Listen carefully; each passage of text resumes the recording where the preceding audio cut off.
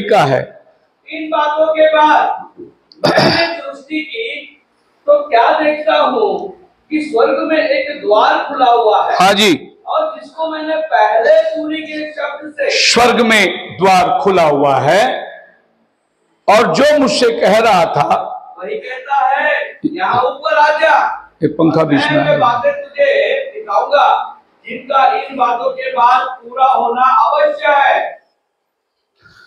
मैं उन बातों को जो तुझे बताऊंगा जिनका पूरा होना अवश्य है। अभी यूहन्ना जो है वो कलीसिया का प्रतिरूप है। जब कलीसिया काल खत्म होती है तीसरी अध्याय में, चौथी अध्याय में स्वर्ग खुल जाता है, यानी चौथी अध्याय में कलीसिया स्वर्ग में जाती है और फिर सीधे 19वां अध्याय में स्वर्ग खुलता है। तो चर्च चौथी अध्याय में जाकर स्वर्ग बंद हो जाता है और सीधे 19वां अध्याय के अंदर स्वर्ग फिर से खुलता है। इसके बीच में कहीं पर भी बाइबल में कलीसिया धरती में है करके गवाह नहीं है। सो चौथी अध्याय में आसमान खुलती, जॉन ऊपर जाता है, मतलब कलीसिया ऊपर जाती है। अब देखिए बाइबल हमें कैसी गवाही देती है। अभी हम लोग थोड़ा सा सीरियस हो जाएंगे, अभी हम लोग अपना टाइम को जानेंगे। यहां पर हम देखते हैं कि कलीसिया ऊपर जाने का वक्त है। प्रभु यीशु मसीह हमारे लिए यहां क्रूस पर जान दिया, जो कि आज से 2000 साल पहले की बात है। और ये युग को कहते हैं अन्य जाति का युग, यानी 2000 साल जो है प्रभु ने अन्य जातियों को दिया। इसके पहले 2000 साल प्रभु ने यहूदियों को दिया, और उसके पहले 2000 साल प्रभु ने आदम जात से नोहा के तक हो गए। आप पढ़िए दूसरा पत्रस की तीसरी अध्याय, उसका 8 वचन में लिखा है। दूसरा पत्रस तीसरी अध्याय 8 वचन। हे प्रियो, यह एक बात तुमसे छिपी ना रहे, हाँ, कि प्रभु के यहाँ एक दिन 1000 वर्ष के बराबर है। एक दिन 1000 वर्ष के बराबर है। 1000 वर्ष एक दिन के बराबर। हमारा 1000 वर्ष प्रभु के लिए कितना दिन है? हमारा 2 दिन 2000, हमारा 3 दिन 3000, प्रभु का 4 दिन, प्रभु का 5 दिन, प्रभु का 6 दिन। 6000। मतलब अभी हमारा 6000 साल हो गया, लेकिन प्रभु के लिए खाली 6 दिन हुआ है। तो अभी हम कौन से साल में बैठे हैं? 6वीं 1000 साल में बैठे हैं। 7वां दिन क्या होता है? बाइबल कहता है परमेश्वर विश्राम करता है। 7वां दिन परमेश्वर काम नहीं करता, अपने बनाए हुई सृष्टि के साथ वो 7वां दिन विश्राम करता है। यानी हमारा 6000 साल प्रभु के लिए केवल 6 दिन है। 7वां दिन वो आराम करेगा। 8वां दिन बाइबल में नहीं आती। 8वां दिन फिर से आरंभ हो जाता है।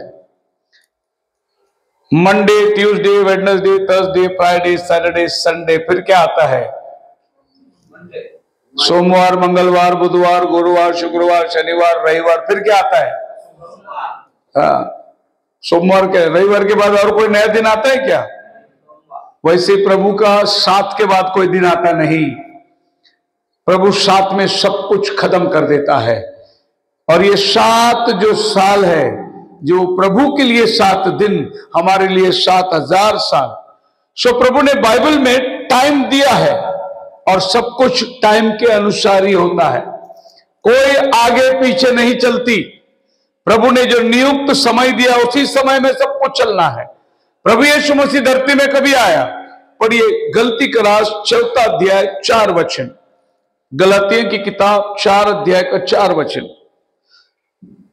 आप लोग बाइबल पढ़ना नहीं जानते क्या? इसमें कितने लोग पढ़ना जानते हैं? पढ़ना कितने लोग जानते हैं? बहुत सारे।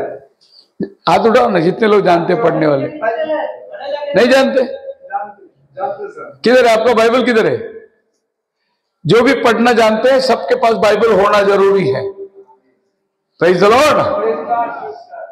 एक लड़का जी ने पापा जा रहे थे और बाप ने बोला बेटा चर्च को जा रहे हो तो बाइबल लेके जाओ। क्या बोला? चर्च को जा रहे हो तो बाइबल लेके जाओ। तो बेटे ने बोला पापा बाइबल मेरे पास में मोबाइल में है। इसके लिए अभी तो सबके मोबाइल में बाइबल आ गया। मोबाइल है क्या आपके पास? सबके पास तो बाइबल भी डालो ना उसमें। मोबाइल में बाइबल है सबके पास। तो बेटे ने बोला पापा मेरे पास है मोबाइल, बाइबल है, मैं चर्च में इसी से पढ़ लूंगा। ओ पापा ने बोला रुक जा 1 मिनट रुक।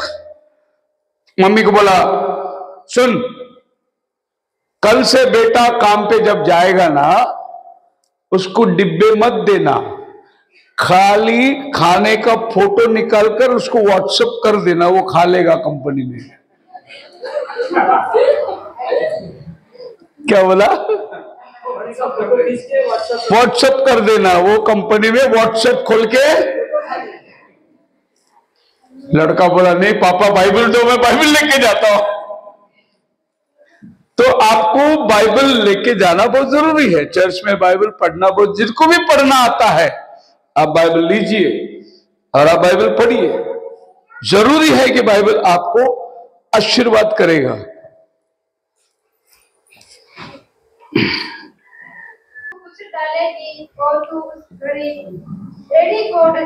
Praise the Lord. अभी बगीचे में क्या हुआ, जिसको परमेश्वर ने मना किया था वही फल इन्होंने खाया। अब परमेश्वर आकर आदम को पूछा आदम क्या किया? बोला पत्नी ने कहा मैंने वो खा लिया। प्रभु ने पत्नी को पूछा तूने क्या किया? उसने बोला सर्प ने मुझे बहका दिया। अब प्रभु तीनों को लाइन में खड़ा किया है। सर्प को कहता है तू पेट के बल चलेगा, तू मिट्टी चाटेगा। और पत्नी को प्रभु क्या कहता है? हवा को तू गर्भवती होकर पुत्र जनेगी, बहुत पीड़ा होगा तुझे। और आदम को क्या कहता है? तुम माथे के पसीने से अन्न खाएगा। तीनों को श्रापित किया। लेकिन सर्प को श्रापित करने के टाइम प्रभु बोलता है स्त्री का बीज आएगा तेरा सर को कुचलेगा। किसका बीज आएगा? स्त्री का। और हम सब लोग पुरुष के बीज हैं।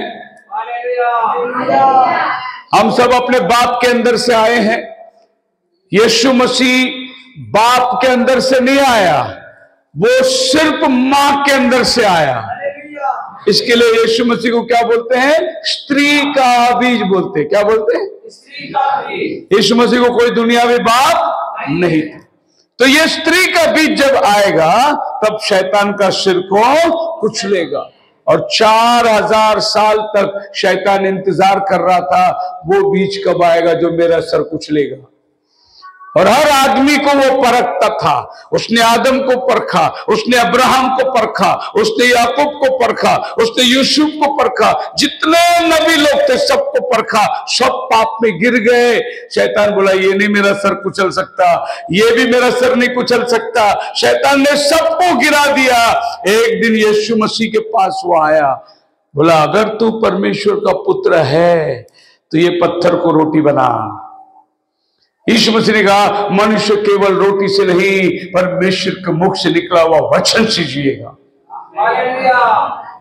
वो यीशु मसीह को हराना चाहता था। वो बोला था ये ले पत्थर ले रोटी बना, तू परमेश्वर का पुत्र है। शैतान को ये जानना था कि मेरा सर कुचलने को जो आने वाला है वो यही है क्या। इसके लिए वो पूछ रहा था तू परमेश्वर का पुत्र है तो यहां से नीचे कूद, फरिश्ते तुझे उठा लेंगे।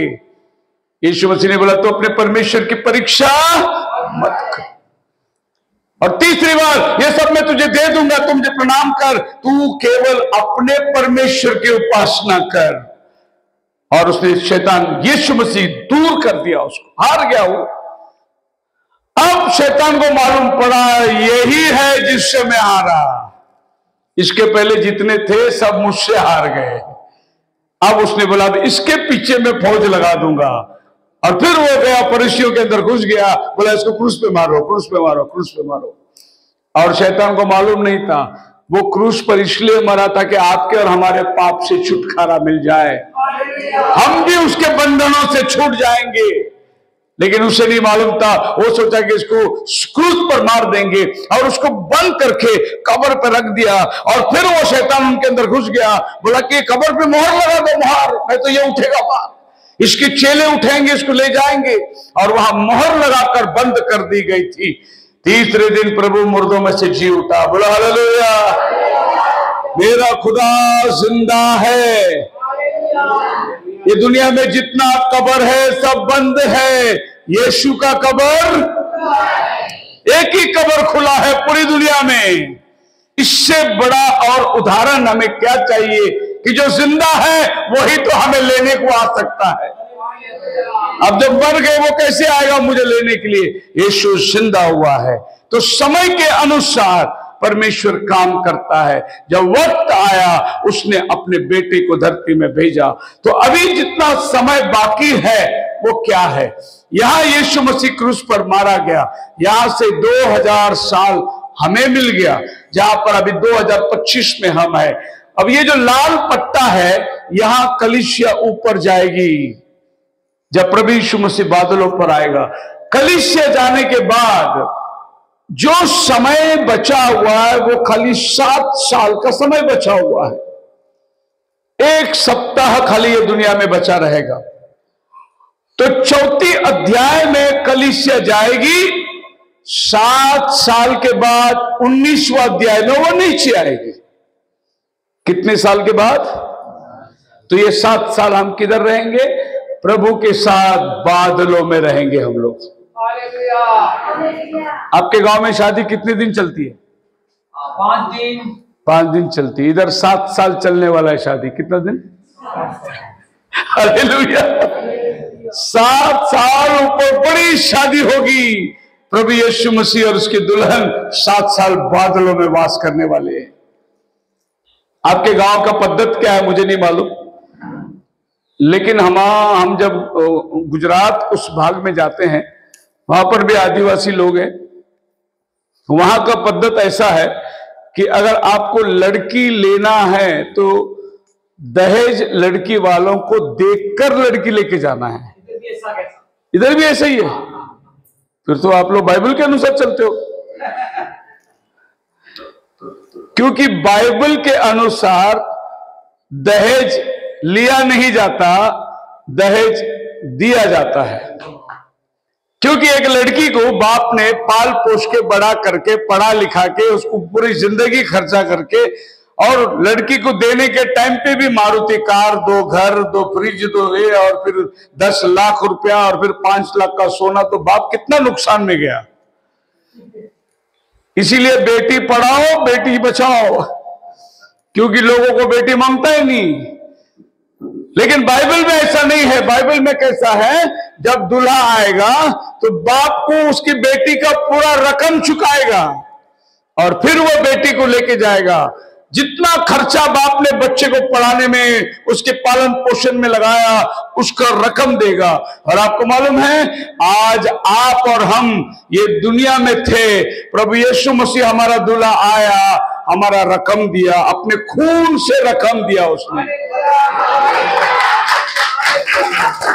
क्योंकि शैतान ने बोला ये पाप में पैदा हुआ है, मैं इसको नहीं दूंगा, अगर इसको लेना है तो मुझे बलिदान चाहिए। यीशु मसीह ने बोला मैं अपना खून दूंगा इनको खरीदने के लिए।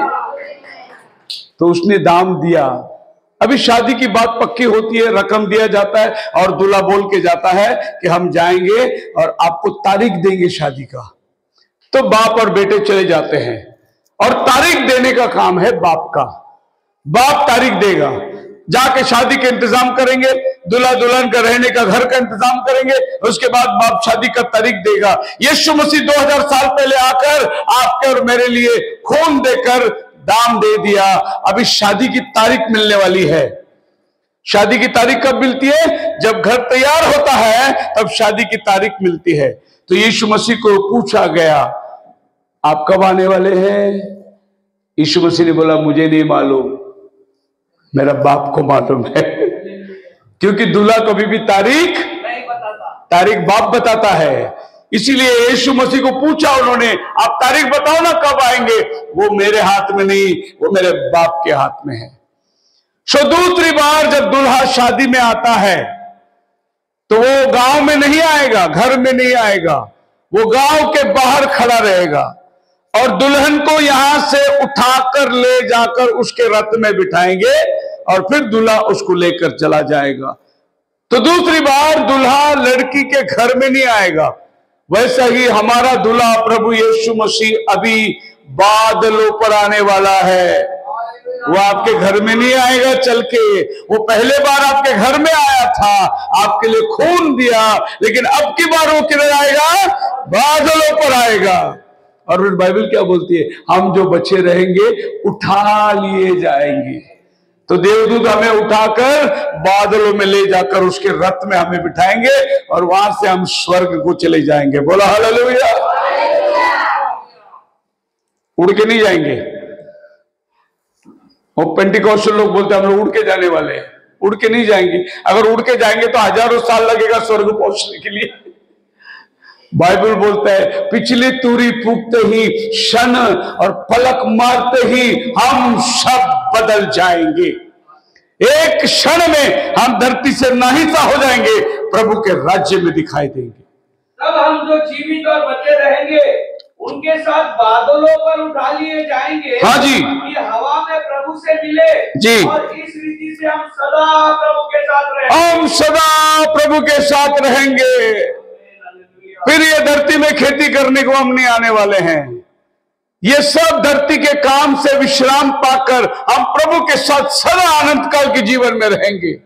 जैसा पहला आदम को आदम के वाटिका में खेती करने की जरूरत नहीं थी, यह भूमि अपने आप उपज देती थी। खेती कब करना पड़ा? जब आदम ने वचन तोड़ा, तब प्रभु ने बोला अभी माथे का पसीना देना पड़ेगा ये भूमि में खेती करने के लिए, तब ये भूमि अनाज देगी। लेकिन जब हम पाप से छुटकारा पाते हैं फिर हमें पसीने बहाने की जरूरत नहीं है। और आज भी आप पसीना बहा के ही खाना खाते हैं। देखो मैं खड़ा हूं, पसीना बहा रहा हूं, तभी तो आप दान देंगे और मैं खाना खाऊंगा। हर जगह पसीना। अभी उधर बहुत बड़ा कंपनी का मालिक है, वो घर में भी एसी रखा है, कार में भी एसी रखा है, ऑफिस में भी एसी रखा है। वो सोचता है मेरे को पसीना नहीं गंवाने का, जब लेकिन इनकम टैक्स वाले का फोन आता है, उसको ईडी का फोन आता है, उसकी भी पसीने छूट जाती है। कितने लोगों ने पार्टी दल बदल कर दिए, खाली ईडी का फोन आया तो पसीने उनकी भी। बिना पसीना का तुमको अन्न मिलेगा ही नहीं, क्योंकि ये परमेश्वर का वचन है। लेकिन एक बार जब हम आसमानी शरीर को परिधान करेंगे, ये दुनियावी शरीर सब नाहिसा हो जाएगा। अब हम देखेंगे कि ये एक सप्ताह जो अभी बाकी है, कलीसिया जाने के बाद एक सप्ताह बाकी है, ये कहां है और ये प्रभु ने कहां तारीख दी। और 19वां अध्याय में जब हम नीचे आएंगे तो यहां पर हम लोग 1000 साल का राज्य शुरू होगा। 19वां अध्याय में आने के बाद 1000 साल का राज्य शुरू होगा। तो आप देख सकते हैं 19वां अध्याय का बाद में 20वां अध्याय पढ़िए, प्रकाशित वाक्य 20वां अध्याय का 1 और 2 वचन। फिर मैंने एक स्वर्गदूत को स्वर्ग से उतरते देखा। हाँ जी। जिसके हाथ में अथाह कुंड की कुंजी, हाँ, और एक बड़ी जंजीर थी। हाँ, और उसने उस अजगर अर्थात पुराने सांप को, हाँ, जो शैतान है जी, पकड़कर 1000 वर्ष के लिए बांध दिया। 1000 वर्ष के लिए बांध दिया। और उसे अथाह कुंड में तो हम क्या देखते हैं? यीशु मसीह नीचे आने के बाद 1000 साल शैतान बांधा गया और गड्ढे में डाल दिया गया। यहां से 1000 साल शुरू हो जाती है और उस 1000 साल में प्रभु यीशु मसीह धरती का राजा होगा और उसकी कलीसिया उसकी दुल्हन होगी। मतलब क्या होगी? रानी होगी ये धरती पर। आपको प्रभु के साथ राज्य करना है क्या? फिर जाने की तैयारी करो। तो ये एक सप्ताह कहां मिलता है? आइए हम बाइबल में जाएंगे, ये एक हफ्ते को ढूंढ के निकालेंगे कि प्रभु का आने का टाइम क्या है। प्रभु ने दानियल को बताया था, बोला कि देख इतना ही टाइम बीतेगा, इतनी टाइम के अंदर सब कुछ हो जाएगा और ये टाइम को आप पार कर नहीं सकते। बाइबल के अंदर प्रभु ने सब मैप बना के दे दिया है, इसी के अनुसार सब चलेगा।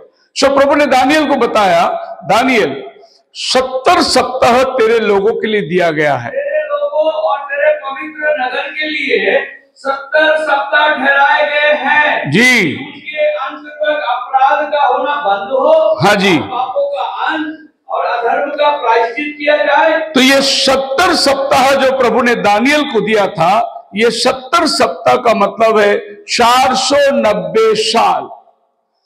और ये 70 सप्ताह कब शुरू हुई? प्रभु ने दानियल को बोला, आज्ञा निकलने से लेकर 444 बीसी में आज्ञा निकली थी यरूशलेम को बसाने का। फिर बसाने की आज्ञा निकलने से लेकर अभिषेक प्रदान के समय तक, तो यहां से लेकर 444 बीसी में 5 मार्च को राजा सयर्श ने आज्ञा दे दी, जाओ यरूशलेम को बसाओ। वहां से लेकर टाइम शुरू हो जाता है और प्रभु वहां से एक एक दिन गिन के अपने हिसाब से ये धरती में काम करता है। तो 70 सप्ताह का मतलब एक सप्ताह 7 साल। तो 70 सप्ताह 7 गुना 7 करेंगे 490 साल। 490 साल आगे चलेगी, ये प्रभु ने दानियल को समाप्त कर दिया। 490 साल में 483 साल में यीशु आएगा, क्रूस पर मारा जाएगा। तो प्रभु ने वो भी दिया। 69 सप्ताह बीतने पर अभिषिक्त पुरुष काटा जाएगा। बोलो हालेलुया। 69 सप्ताह मतलब आप अगर 7 से गुना करोगे तो 69 सप्ताह में यीशु मसीह आएगा, क्रूस पर चढ़ाया जाएगा। आपने गुड फ्राइडे का मीटिंग लिया पास्टर जी? ये गुड फ्राइडे जो है ना, 69 सप्ताह पूरा हुआ यीशु का। जब वो यरूशलेम में प्रवेश कर रहा था 483 साल पूरा हो रहा था।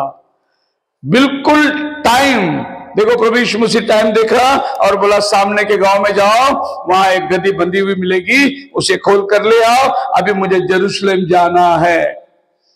लोग बोले रोज तो जाते थे यरूशलेम में, पर आज प्रभु गधा मंगा रहा है, गधे पर बैठेगा। ये नए तरीके से क्यों प्रभु जा रहा है यरूशलेम में? दुनिया को मालूम नहीं था, लेकिन प्रभु यीशु को मालूम था कि 463 साल पूरा हो रहा है, अभी मेरे को यरूशलेम में राजा बन के जाना है, क्योंकि उसका काटे जाने का दिन जो है नियुक्त कर दिया गया। 62 सप्ताह के बीतने पर अभिषिक्त पुरुष काटा जाएगा। अभिषिक्त पुरुष प्रभु यीशु मसीह क्रूस पर मारा जाएगा। यीशु मसीह क्रूस पर कब मरा? 30 मार्च को AD 33वां साल में प्रभु यीशु मसीह क्रूस पर मरा। ये सब तारीख अस्तित्व में है, ये काल्पनिक नहीं है, कहानी नहीं है। जो भी प्रभु ने दानियल के द्वारा बोला वो वैसे के वैसे ही कैलेंडर के साथ साथ होती है। यीशु मसीह एकमात्र व्यक्ति ये धरती पर जिसकी जन्म तारीख, जिसकी मृत्यु की तारीख और जिसका आने का तारीख सब कुछ बाइबल में बताया गया है। यीशु मसीह कब पैदा हुआ? पढ़िए लूक का किताब पहली अध्याय, नहीं दूसरी अध्याय में आ जाइए और उसका पहला वचन से पढ़िए।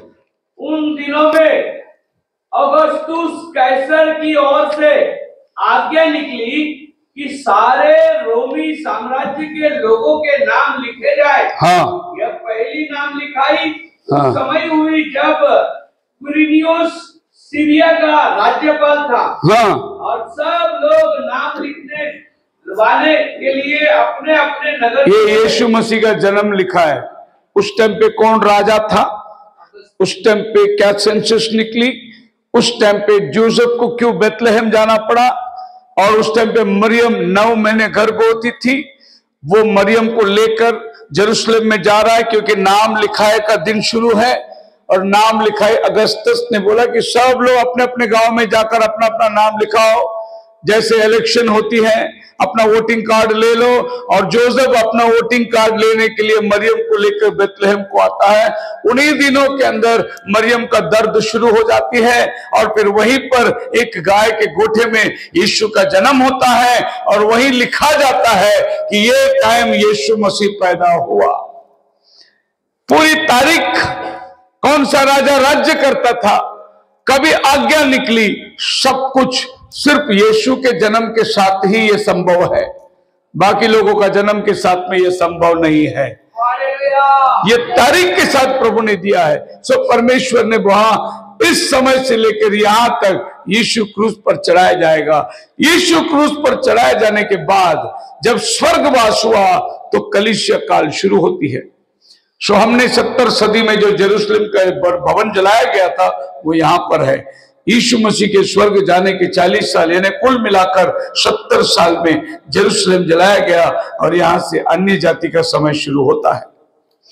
जब अन्य जाति का समय शुरू होता है तो वो खत्म कभी होगी और उसका दिन कैसे आप पहचानोगे। और अन्य जाति का टाइम जो है ये आखिरी दिन में, आखिरी कलीसिया काल तक सारा समय खत्म होना चाहिए। सो बाइबल हमें कैलकुलेशन देती है। अभी क्या हुआ सुनिए, यहां पर 69 साल बीत गई यीशु क्रूस पर चढ़ने तक, लेकिन प्रभु ने 70 साल बोला था उनको। तो अभी इसमें कितना साल जोड़ेंगे तो ये 70 होगा। कितना? एक सप्ताह। एक सप्ताह 7 साल होता है, यानी 7 दिन 7 साल।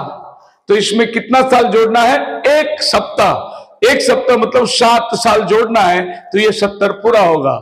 तो प्रभु ने क्या किया, वो एक सप्ताह जो इधर है ना वो यहां रख दिया। एक सप्ताह यहां से यहां ट्रांसफर हो गई और ये बीच का जो टाइम है ये प्रभु ने आपको और हमको दिया। 490 साल प्रभु ने इनको दिया था, उसमें 483 साल में यीशु आया, यहूदियों का टाइम खत्म हो गया। अब अन्य जातियों की टाइम शुरू हुई। अब अन्य जातियों का टाइम इधर खत्म होता है, यहां से यहूदियों का बचा हुआ 7 साल शुरू होता है। एक बहुत बड़ी प्लान थी आपके और मेरे, जो प्रभु यीशु मसीह ने मूसा और एलिया पर्वत पर आए थे। इनका कितना दिन की सेवा है? प्रकाशित वाक्य 11वां अध्याय 2 वचन में उनका कितना दिन का सेवा लिखा हुआ है देखो।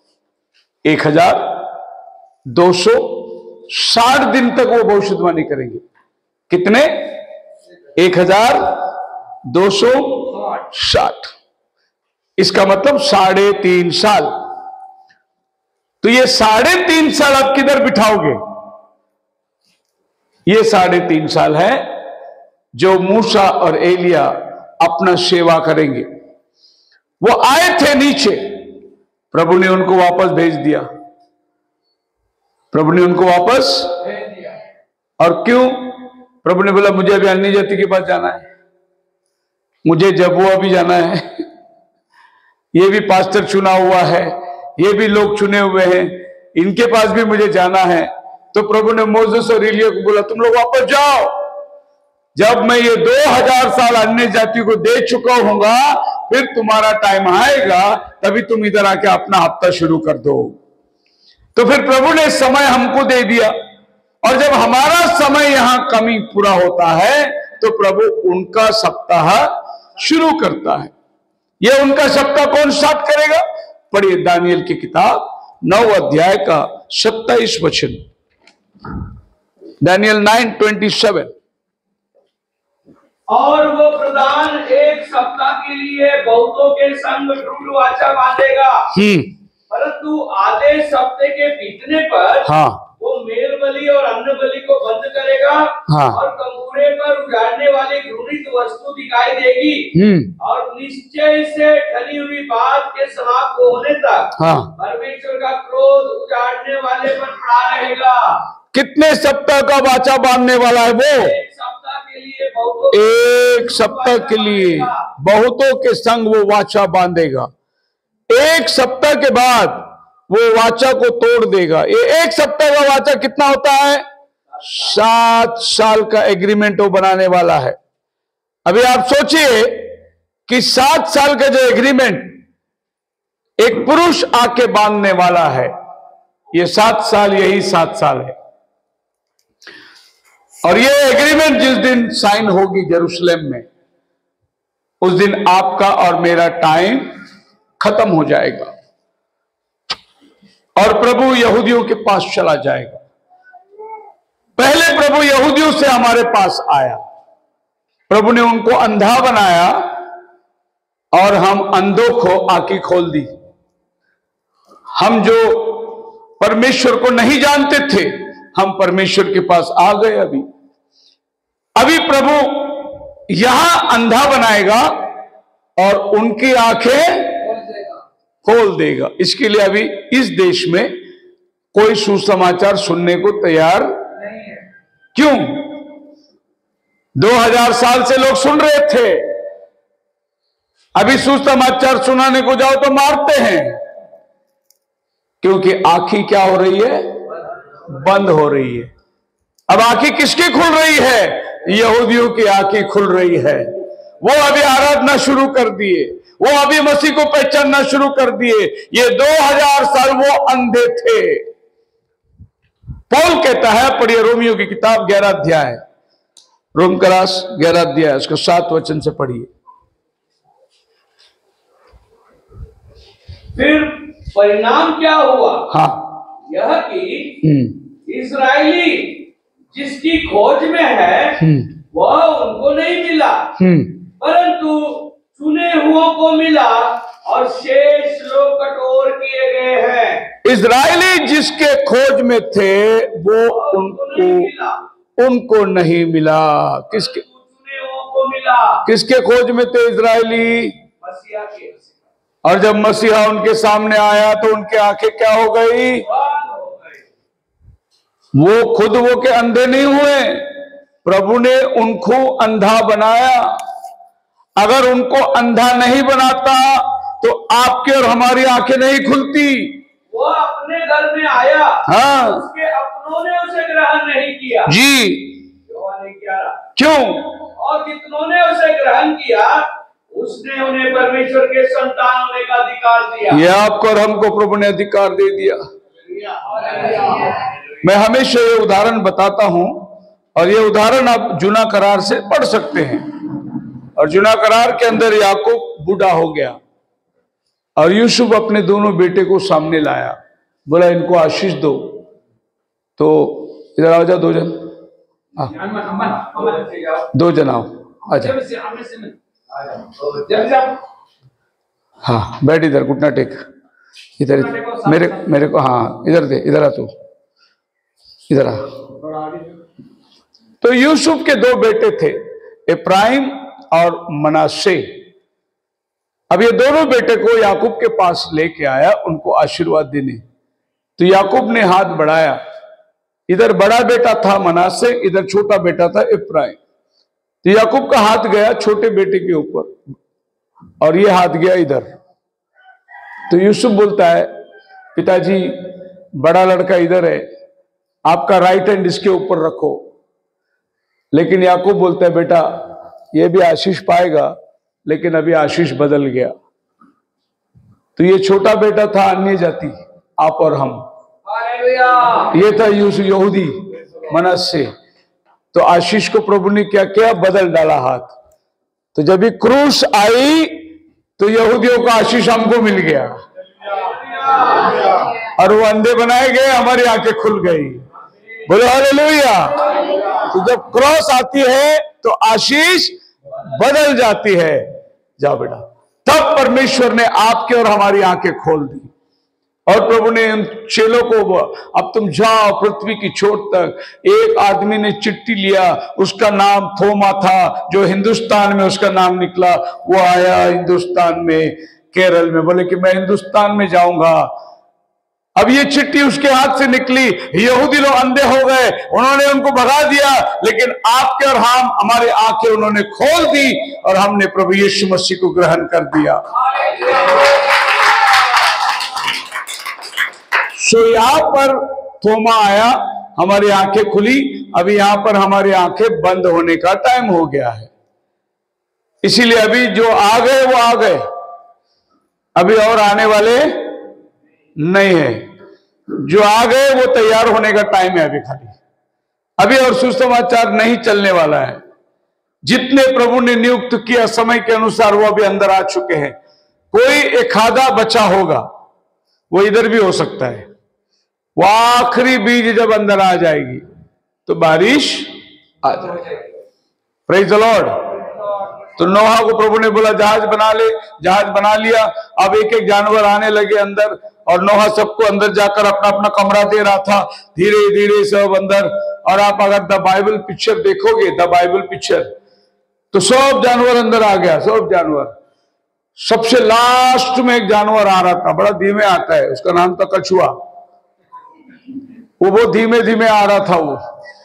और फिर ये नोहा यहां से देखता, अरे बाबा जल्दी आ यार, टाइम हो रहा है। तो नोहा भाग के जाता और कछुआ को उठा के लेके आके अंदर आता है।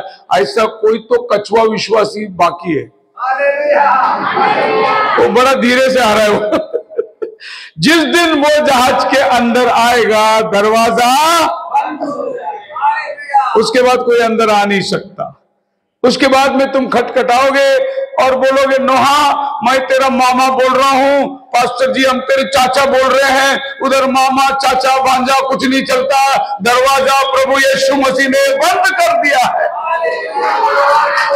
आज दरवाजा खुला है, आप अंदर आ सकते हैं, लेकिन कल दरवाजा, फिर बहुत सारे पास्टर लोग भी बाहर रहेंगे। कौन बाहर रहेंगे? वो बड़ा मुसीबत हो जाएगा उनके साथ। वो बोलेंगे नोहा हम भी तो बोर्ड बनाए, हम भी तो लकड़ी काट के लाए, हम भी तो तेरा मदद किए। फिर नोहा अंदर से बोलेगा तुमको तो रोज शाम को मैं पकड़ देता था, तुम्हारा क्या रही? जो विश्वास से बना रहा था, जिसने अपनी पूरी जिंदगी बोट में लगा दिया, वो ही बोट में गया। आज जो अपनी पूरी जिंदगी प्रभु के राज्य में लगाएगा, वो ही बोट के अंदर प्रवेश करेगा। काम धंधे करने वाले नहीं, क्योंकि प्रभु अपने बेटे और बेटियों की खोज कर रहा है। सो हम क्या देखते हैं कि वो आखिरी भी जिस दिन अंदर आ जाएगी, दरवाजा बंद होगा। वो शायद आज भी आ सकती है, शायद कल भी आ सकती है, परसों भी आ सकती है। मैं हर जगह मीटिंग करके जाने के टाइम लोगों को बोल के जाता हूं, आज मिले हम लोग, और एक बार मिलने से पहले अगर प्रभु आ गया तो हम ऊपर मिलेंगे। Praise the Lord. हम लोग एक गाना गाते हैं, हमको दुनिया से क्या काम रे, हम तो जोगी मसीह के, जोगी मसीह के बैरागी मसीह के, जोगी मसीह के बैरागी मसीह के, हमको दुनिया से क्या काम रे, हम तो जोगी मसीह के, हमको दुनिया से क्या काम रे, हम तो जोगी मसीह के। जीते रहेंगे तो फिर से मिलेंगे, जीते रहेंगे तो फिर से मिलेंगे, मर भी गए तो हम ऊपर मिलेंगे, मर भी गए तो हमको दुनिया से क्या काम रे, हम तो जोगी मसीह के। हम तो जोगी बन गए अभी। वो भगवा पिन के घूम रहे, हम लोग सफेद पिन के घूम रहे। वो ढूंढ रहे हैं, हम पा लिए हैं। वो हिमालय में बैठ के तपस्या कर रहे हैं, हम तो चर्च में बैठ के यीशु को पा लिए हैं। कोई खोज रहा है, हम तो पा लिए हैं। हालेलुया। सो मसीह में मेरे प्रिय लोगों, ये समय शुरू होने के पहले आपको तैयार होना बहुत नजदीक है। अब सुनिए, प्रभु ये समय को कैसे बांट के दे दिया। यहूदी में, इज़राइल के अंदर जो मंदिर है, उसी मंदिर के लिए 1 हफ्ता दिया जाएगा। अब पढ़िए प्रकाशित वाक्य 11वां अध्याय उसका 2 वचन से, मंदिर के बाहर के आंगन को छोड़ दे, मंदिर के बाहर के आंगन को छोड़ दे, हाँ जी, उसे मत ना, क्योंकि वह अन्य जातियों को दिया गया। इसका मतलब ये यरूशलेम का मंदिर अन्य जातियों के हाथ में दिया जाएगा। और आपको मालूम है, परसों के दिन त्योहार हुआ था यहूदियों का, पहली बार उस मंदिर के अंदर यहूदियों को छोड़ा गया प्रार्थना करने के लिए। लेकिन आज तक अन्य जाति मुस्लिम लोग उस मंदिर का कब्जा रखे थे, और गए साल में इजराइल ने हर मुस्लिम को बाहर निकाल दिया और वहां बंद कर दिया, बोला तुम अंदर आना नहीं। 2000 साल अन्य जातियों के हाथ में गया था, अभी इजराइल ने उसका ताबा ले लिया। अभी एक बड़ी लड़ाई होगी, और ये लड़ाई आपको मालूम है पिछले साल से चालू है। इजराइल के ऊपर बम्बार्डमेंट हो रहा है, कभी सीरिया मार रहा है, कभी इराक मार रहा है। क्यों मार रहे हैं? बोलते हो जगह दो हमको। इजराइल बोला कदाचित नहीं देंगे। वो 2000 मिसाइल एक रात में भेजते हैं और एक भी बम इजराइल में नहीं गिरता, सारे के सारे बम समुद्र में जाके गिरते हैं। तो वो कमांडर उनको पूछता, भाई तुमने जो मिसाइल भेजा क्या निशानी नहीं है क्या तुम्हारे पास? सब समुद्र में जाके गिर रहा है। तो पता है उनका कमांडर ने क्या बोला? बोला कि हम लोग भेजते बराबर निशानी में, लेकिन यहूदियों का खुदा हमारे मिसाइल को लेके जाके समुद्र में डाल देता है। टाइम्स ऑफ इंडिया पेपर की बात है। वो बोलता हम लोग बराबर भेज रहे, लेकिन वो अंदर क्यों नहीं गिरता है? उनका खुदा हमारे मिसाइल को फेंक देता है समुद्र में जाकर। आपको मालूम है क्यों करता है खुदा? क्योंकि प्रभु उनका हफ्ता शुरू करने को तैयारी कर रहा है। उनका जो 7 साल है वो प्रभु अभी शुरू करने वाला है। अब ये शुरू कब होगी? ध्यान से सुन लेना। एक सप्ताह 7 साल के एग्रीमेंट करने के लिए एक आदमी आएगा, और जब वो आके साइन करेगा उनका हफ्ता शुरू हो जाएगा। किसके ऊपर साइन करेगा? वो मंदिर जो है ना, उस मंदिर के ऊपर साइन होगा कि 7 साल इसको हम संभालेंगे, ऐसा एग्रीमेंट साइन होगा। और इजराइल भी बोलेगा ठीक है, अभी लड़ाई नहीं चाहिए, तुम एग्रीमेंट साइन करो। और ये एग्रीमेंट साइन करने के लिए जो आदमी जाने वाला है वो है हमारा पोप साहब जाएंगे। कौन जाएंगे? क्रिश्चियन का धर्म गुरु पोप, क्योंकि वचन में यही लिखा हुआ है। वो वहां से जाने वाला है जो शहर में 7 पहाड़ है। प्रकाशित वाक्य 17वां अध्याय के अंदर एक औरत बैठी है जानवर के ऊपर, और वो औरत जिस जानवर पर बैठी है उसको 7 सिर है, और ये 7 सिर 7 पहाड़ है। उस पहाड़ के ऊपर जो औरत बैठी है कलीसिया, वो ही जाएगी एग्रीमेंट करने के लिए, और वो एग्रीमेंट करेगी बहुत जल्दी। याद रखना, जिस दिन उधर एग्रीमेंट साइन होगा, टाइम यहूदियों को जाएगा और हमारा यहां से रैप्चर हो जाएगा। प्रभु उनको रख के हमारे साथ डील नहीं करेगा, हमको निकालेगा फिर उनके पास जाएगा। जब यीशु मसीह आ रहा था सेवा करने के लिए, जॉन बपतिस्मा दे रहा था। यूहन्ना 3 अध्याय में जॉन क्या कहता है? वो परमेश्वर का मेमना आ रहा है, वो बड़े,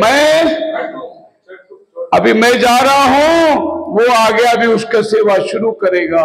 प्रभु कभी भी 2 व्यक्तियों के साथ सेवा नहीं करता। एक आ रहा है तो दूसरा जा रहा है। वैसे प्रभु यहूदियों के साथ, अन्य जाति के साथ एक साथ डील नहीं करेगा। हमारा समय को खत्म करेगा, उनका समय को वो शुरू करेगा। तो हम लोग बिल्कुल इस जगह पर बैठे हुए हैं जहां पर ये एक सप्ताह शुरू होने वाला है। सब बातचीत हो गई है। अगर आप मेरे को दानियल 70 सप्ताह के ऊपर बात करने को दोगे तो मैं आपको सारा प्रूफ दूंगा, कैसे डॉक्यूमेंट बन गए, कैसे सिग्नेचर होने वाला है, कौन कौन उसमें बैठने वाला है, कौन कौन जानवर आएगा। एक समुद्र से निकला, वो जानवर का पैर भालू के समान था, उसका बदन चीते के समान था, उसका सर सिंह के समान था। अब ये भालू, चीता, सिंह कौन है? आप बाइबल में देखोगे दानियल की 7वां अध्याय के अंदर ये सब जानवर समुद्र से निकल कर आया। समुद्र का मतलब लोग, भीड़, जाति और भाषा। ये भालू जो है रशिया को बताता है, चीता यूरोपियन यूनियन को बताता है, सर इंग्लैंड, ब्रिटिश को बताता है। ये सब लोग जब राष्ट्र इकट्ठे होंगे और वो औरत आके वो जानवर के ऊपर बैठेगी। औरत कौन है? कलीसिया को दर्शाता है। ये औरत इनकी ताकत को अपने हाथ में लेगी और फिर यरूशलेम के ऊपर एग्रीमेंट साइन होगा। मसीह में मेरे प्रिय लोगों, सब कुछ वातावरण बाहर तैयार है, बस खाली आप और हम अपना समय को जानना बहुत जरूरी है, क्योंकि प्रभु उनके पास जाने से पहले हमारे साथ में अपना व्यवहार को खत्म करेगा। बस आखिर में मैं आपको समय दे देता हूं कि हम लोग कौन से टाइम में बैठे हुए हैं। बिल्कुल ये वो टाइम है जब कलीसिया काल खत्म हो चुकी है और प्रभु का आने का निकट। यह है पहला कलीसिया इफिसुस की, जो प्रकाशित वाक्य पहली अध्याय 10 वचन में ये 7 कलीसिया का नाम है। और ये 7 कलीसिया में प्रभु ने 7 तारों को भेजा है। पहला कलीसिया 53 सदी में शुरुआत हुई 170 तक, दूसरा 170 से लेकर 312 तक, परगमस 312 से लेकर 606 तक, थुआतीरा 606 से 1520 तक, सार्डिस 1520 से 1750 तक, फिलाडेल्फिया 1750 से 1906 तक, लाउदीसिया 1906 से लेकर रैप्चर तक चलेगी। और अभी हम लोग बिल्कुल 1906 से आगे आ चुके हैं। ये आखिरी कलीसिया में हम बैठे हुए हैं। ये कलीसिया अंधकार हो चुकी है। पहला कलीसिया वचन से परिपूर्ण थी, फिर निकोलियो की शिक्षण आ गई, फिर बालाम की शिक्षण आ गई, फिर जेजेबेल की शिक्षण आ गई, और यहां कलीसिया पूरा अंधकार हो जाती है। ये कलीसिया काल 2000 साल के इतिहास है। ये 53 सदी से शुरू हुई, 1906 में आखिरी कलीसिया शुरू हुई थी। आप और हम आखिरी कलीसिया में बैठे हुए लौदीसिया, और ये टाइम पे धान पक चुका है। प्रभु अपनी खेती में धान लेने को आने वाला है। अन्य जाति फसल अभी तैयार हो चुका है। कटनी निकट है। कटनी जगत का अंत को दर्शाता है। आखिरी टाइम, आखिरी कलीसिया, आखिरी दूत और आखिरी समय में हम लोग आके बैठे हैं। अब इसके आगे टाइम नहीं है, इसके आगे वक्त नहीं है। बहुत थोड़ा समय हमारे पास रह गया है, जबकि प्रभु अपने अपने सेवकों को हर युग में भेजा, हर समय के अंदर भेजा। आप देख सकते हैं कि हर समय के अंदर प्रभु अपने दूतों को कैसे भेजा। आप इतिहास को पढ़ के देखिए। ठीक पहला इफिसुस के कलीसिया को प्रभु ने पौलुस को भेजा। 53 सदी में कलीसिया की स्थापना हुई। पौलुस के बाद में जो परमेश्वर के तरफ से महान वक्ता आया था वो इरेनियस था, जिसने इस युग को संदेश दिया। इस युग को मार्टिन ने संदेश दिया, इस युग को कोलंबस ने संदेश दिया, इस युग को लूथर ने संदेश दिया, इस युग को वेस्ली ने संदेश दिया, और इस युग को भाई ब्रनम ने संदेश दिया। ये 7 तारे प्रभु के साथ हाथ में अपने अपने समय में आकर, ये 7 कलीसिया काल है। सब टाइम पूरा हो रहा है। 2000 साल हमारे आंखों के सामने हमने देखी कि प्रभु ने समय को कैसा पूरा किया। हर समय के अंदर प्रभु अपने वक्ता को भेजता था। हालेलुया। पहला कलीसिया 2 मेंबर आदम और हवा, और वहां पर खुदावन खुद संदेश वक्ता था। उधर कोई इंसान को भेजने की जरूरत नहीं, पहला इंसान ही है। 2 लोगों का चर्च है। उधर खुद खुदावन संदेश वक्ता बनकर आया, बोला इस पेड़ का फल मत खाना। संदेश दे दिया उनको। आदम और हवा के पास में बहुत छोटा सा संदेश था, सब खा सकते हैं, इसमें से मत खाना। यही संदेश था। संदेश वक्ता कौन था? स्वयं परमेश्वर उधर संदेश वक्ता। संदेश क्या था? ये फल मत खाना, और आदम ने वही फल खाया। फल खाने से क्या हुआ? पाप हुई। पाप होने से क्या हुआ? आदम को बगीचा छोड़ना पड़ा। और इस युग में परमेश्वर ने संदेश दिया। मूसा का युग में परमेश्वर ने संदेश दिया। योना का युग में परमेश्वर ने संदेश दिया। जो युग में जो संदेश वक्ता आता है और वो जो कहता है आप वो नहीं करोगे तो आप बंधन में जाओगे, और जो करेगा वो प्रभु के राज्य में जाएगा। सो प्रभु ने आदम को बोला मत खाना, वो खाया, क्या हुआ? उसको बगीचा छोड़ना पड़ा। और ये युग में खुदावन ने जो संदेश दिया, अगर आप नहीं मानोगे आपको परमेश्वर का राज्य छोड़ना पड़ेगा, क्योंकि आपको संदेश वक्ता जो आया उसका संदेश मानना है। मोसेस 400 साल से हम गुलामी में हैं। मोसेस बोला आज तुम्हारा छुटकारा है। हर परिवार ने अपने लिए मेमना ले आओ, उसका लहू चौखट में लगाओ। आज रात मरण का दूत आएगा। जिस घर में लहू है उसके अंदर वो नहीं जाएगा, और जिस घर में लहू नहीं उस घर के अंदर जाएगा और पहलौठों को मारेगा। ये उस समय का संदेश था। और जिन्होंने संदेश का पालन किया उनके घर में जीवन था, जिन्होंने संदेश को छोड़ दिया उनके घर में मरण था। और आज अगर आप संदेश को नहीं मानोगे आपके अंदर मरण होगा, अगर आप संदेश को मानोगे आपके घर में जीवन होगा। फारो बोला मैं राजा है, मेरे घर में लहू की जरूरत नहीं है, उसका बच्चा मर गया। और अगले दिन जिन्होंने संदेश नहीं माना था वो सब अपने बच्चे को गाड़ने के लिए कब्रिस्तान में गए थे, और जिन्होंने संदेश को माना था, लहू लगाया था, वो सब मूसा के साथ कनान देश में चल गए। हालेलुया। जो संदेश को नहीं माना वो सब कब्रिस्तान में गए अपने बच्चे को गाड़ने, जिन्होंने संदेश माना वो मूसा के साथ वायदे के देश में निकल के चले गए। आज भी परमेश्वर अपने दूतों को भेजता है और अपना संदेश देता है। हर युग के अंदर प्रभु ने काम किया था, हर युग में प्रभु ने संदेश वक्ता को भेजा था। हमारे दिनों में भी परमेश्वर ने संदेश वक्ता को भेजा है। संदेश वक्ता को पहचानने में ही जीवन है। नहीं पहचानोगे संदेश वक्ता को तो संदेश को कैसे पहचानोगे? हमारे युग में आया हुआ संदेश को कैसे जानोगे तुम, जब तुम्हें संदेश वक्ता ही नहीं मिलेगा। परमेश्वर ने हर युग में काम किया है, कोई युग खाली नहीं रहा। हमारा भी आखिरी युग है। खुदावन ने अपने युग में बहुत महान काम किया है, और यह वही संदेश है जो आज आपके पास आया है। ये जो भी मैंने आपको बताया, दानियल का सप्ताह, कलीसिया काल, ये जो भी संदेश मैंने आज आपके सामने रखा, ये 7वां दूत ने कलीसिया को दिया हुआ संदेश है। और उसी संदेश के पीछे हम लोग चल रहे हैं, क्योंकि रैप्चर का टाइम खत्म हो गया है। बिल्कुल हम लोग किनारे पे आ चुके हैं। किसी भी वक्त प्रभु आ जाएगा। समय के अनुसार वक्त निकल गया, बस हम प्रभु के आगमन के लिए बैठे हैं। ऐसा भी हो सकता है ये आखिरी मीटिंग हो, इसके बाद कोई मीटिंग ना हो। 2020 के दरमियान जब कोरोना शुरू हुई थी 18 में, मेरी मीटिंग हुई थी गुजरात में, और मैंने वहां पर आखिरी दिनों का विश्व युद्ध कैसे होगा, जंतु की युग होगी, जंतु की लड़ाई होगी, और कोरोना कैसे आने वाला है करके मैंने प्रचार किया था शाम को। अगले दिन से लॉकडाउन शुरू हो गया। उसके बाद में 3 साल कोई कन्वेंशन नहीं चली, वो आखिरी कन्वेंशन था। मसीह में मेरे प्रिय लोगों, अब प्रभु ने हमको थोड़ा वक्त और दिया है, लेकिन कभी दरवाजा बंद होगा हमें पता भी नहीं चलेगा। तैयार हो जाओ, पास्टर के अधीनता में रहो, कलीसिया में प्रार्थना में बढ़ो, लवलीन उपवास, प्रभु की संगति में, दुनियादारी छोड़ दो, प्रभु का जीवन को अपनाओ, धार्मिकता में जीने को सीखो, और कलीसिया के प्रति एक मन, एक चित्त, एक विचार को लेकर आओ, क्योंकि बहुत जल्द प्रभु अपने दुल्हन को लेने आ रहा है। खुदावन आपको आशीष दे। प्रार्थना करें।